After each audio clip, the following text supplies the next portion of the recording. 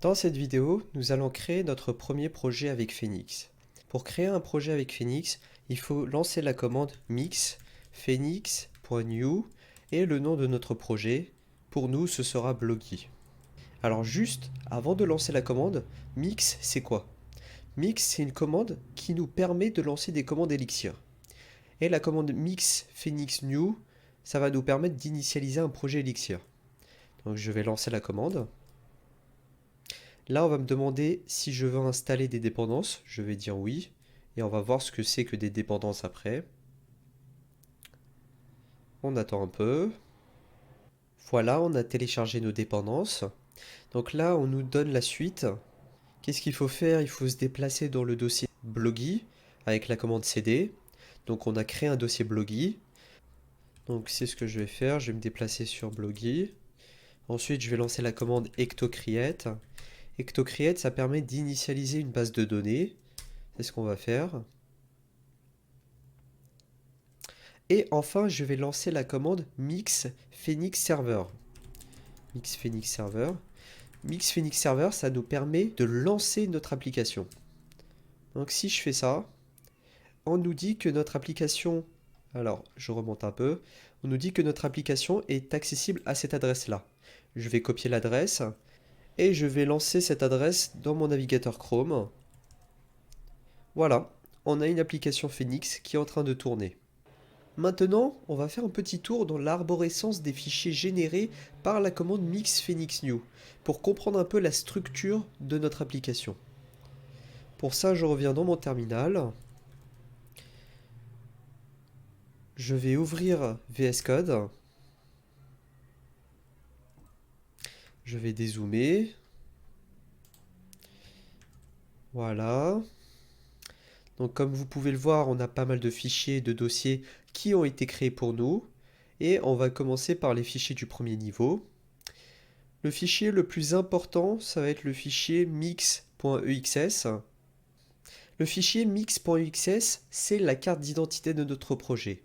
Dans ce fichier, on va avoir des données concernant notre application, comme le nom, la version d'Elixir utilisée. C'est l'équivalent pour ceux qui ont fait du JS du fichier package.json. Une autre chose qu'on va retrouver dans ce fichier, ce sont les deps de notre projet. Donc je vais descendre un peu. Les deps, c'est quoi? Ce sont les dépendances de notre projet. Une dépendance, c'est une librairie dont notre application va dépendre. Toutes les applications dépendent de librairies. Même les géants du web, comme Airbnb ou encore Facebook, vont dépendre de plusieurs librairies open source. Donc si vous voulez inclure une librairie open source, vous allez ajouter une ligne dans la fonction deps. Donc voilà pour le fichier mix.xs. Ensuite, on a le fichier mixlock. C'est un fichier qui permet de garantir l'utilisation de la bonne version des dépendances.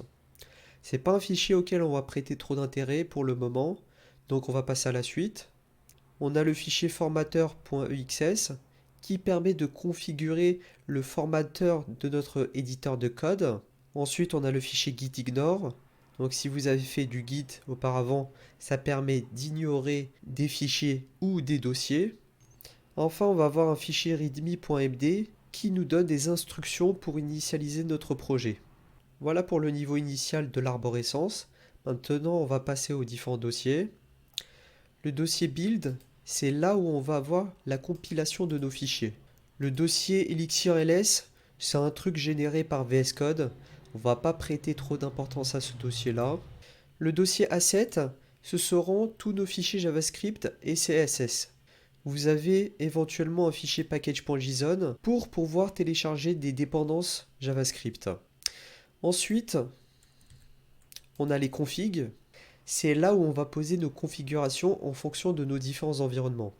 Quand vous codez pour un projet, vous allez avoir différents environnements de travail. Vous allez avoir l'environnement de dev, de prod et de test. Quand on crée des applis, on va travailler avec une base de données. Mais la base de données utilisée par chacun des développeurs ne sera pas la même que celle qui sera mise en route publiquement. Donc la base de données de chaque dev va faire partie de l'environnement de dev et la base de données mise en route publiquement, ce sera un environnement particulier qu'on va appeler l'environnement de production ou de prod. La prod, c'est l'environnement qui sera accessible aux usagers de notre application. Enfin, on va avoir un troisième environnement, l'environnement de test, qui aura sa propre configuration. Comme on veut protéger les données sensibles liées à la prod, on a le fichier prod.secret.exs qui permet de poser les mots de passe ou autres données sensibles liées à l'environnement de prod. Donc voilà pour les configs. Ensuite, on a les deps. Donc c'est là où on va avoir le code source de nos dépendances. On va passer le dossier lib pour le moment et on va revenir dessus juste après pour voir en détail là où se trouve notre code source.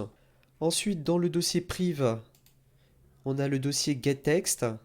GetText, c'est l'internationalisation. C'est la gestion du multilingue dans notre application Elixir. C'est là où on va mettre nos fichiers pour chacune des langues de notre application. Ensuite, on a le dossier repo. Le repo, c'est le module qui permet d'interagir avec la base de données. Dans le dossier repo, on va avoir les migrations et les seeds. Les migrations, ce sont des fichiers qui permettent de changer la structure de notre base de données. Et le fichier seed, c'est un fichier de script qui, une fois exécuté, permet d'initialiser la base de données avec des données initiales. Donc imaginez un nouveau développeur du Bon Coin qui vient de débarquer dans l'équipe et qui va avoir une base de données pour pouvoir travailler. Il aura besoin d'un jeu de données pertinent pour pouvoir commencer à développer des fonctionnalités. Donc ses collègues peuvent préparer un fichier seed commun à tous pour que n'importe qui puisse initialiser sa base de données avec des données pertinentes pour pouvoir ainsi commencer à travailler sur des données intéressantes. Donc voilà à quoi sert le fichier seed. Ensuite, on a un dossier statique où on va avoir des fichiers comme du JavaScript, du CSS ou encore des images. Enfin, pour terminer, on va avoir un dossier test. Ça va être là où on va écrire nos tests.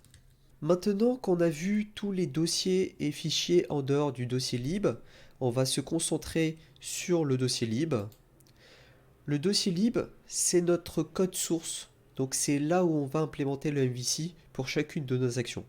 Dans le dossier lib, on va avoir deux gros dossiers. Un dossier Blogy et un dossier Blogy Web. Le Blogy, c'est le dossier qui contiendra notre modèle. Et le Blogy Web, c'est là où on va trouver notre dossier contrôleur et notre dossier view. On va voir en détail plus tard comment implémenter le MVC, mais sachez juste où se trouve chaque partie. Dans le dossier Blogy Web, on va avoir aussi les channels. Donc les channels, ce sont des canaux de real-time. C'est là où on peut implémenter des fonctionnalités de temps réel, comme un système de chat ou un système de notification temps réel.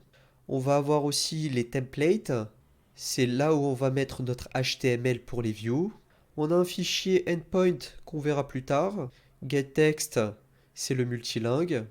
Et enfin, le routeur, c'est là où on va définir les routes de notre application. On verra ce que c'est plus tard. Voilà pour le petit tour d'horizon de la structure de nos fichiers. Vous inquiétez pas, ça fait beaucoup de fichiers, mais vous allez comprendre progressivement l'écosystème Phoenix en regardant la suite des vidéos.